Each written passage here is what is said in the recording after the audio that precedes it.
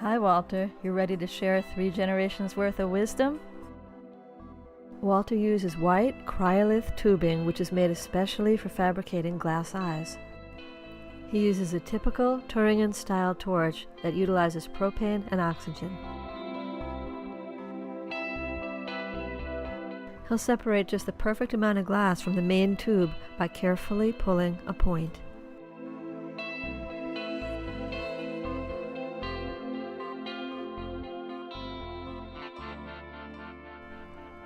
We've got a bit of tubing with a point on both ends, and this is what we're going to use to create the initial bubble. He blows the initial bubble, reheats, and then repeats this process several times.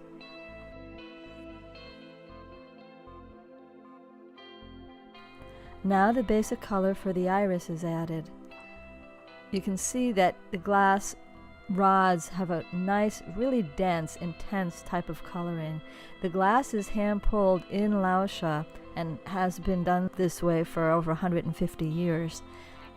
The coefficient of expansion varies from 100 to 176, so it's very soft glass with a huge span as far as its COE is concerned. The usual size of a human iris is between 11 and 12 millimeters. Obviously, an artificial eye needs to maintain that same diameter. Multicolored twisties are added to add depth and sparkle, make the eyes look more realistic.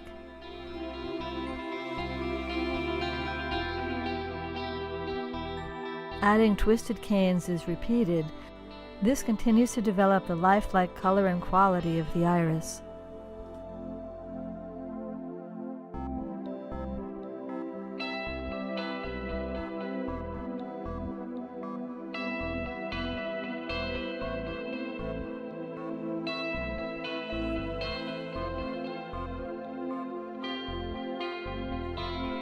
Most artificial eyes in North America today are made out of plastic, but up until World War II, the majority of the eyes were made of glass.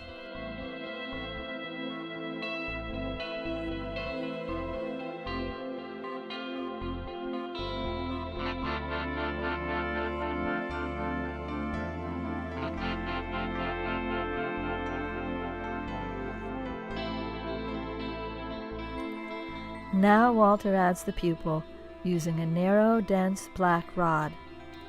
It's imperative for it to be applied exactly in the center, because if it's not, it will give a cross-eyed appearance, which is obviously undesirable.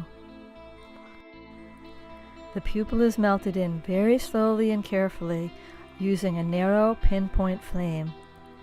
You can see he wants to keep the crisp edges of the pupil, and yet it needs to melt in smoothly and blend with the rest of the iris, so it's a real balancing act.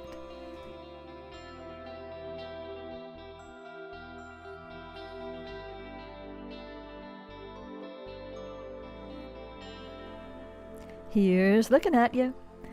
It is starting to look like a human eye.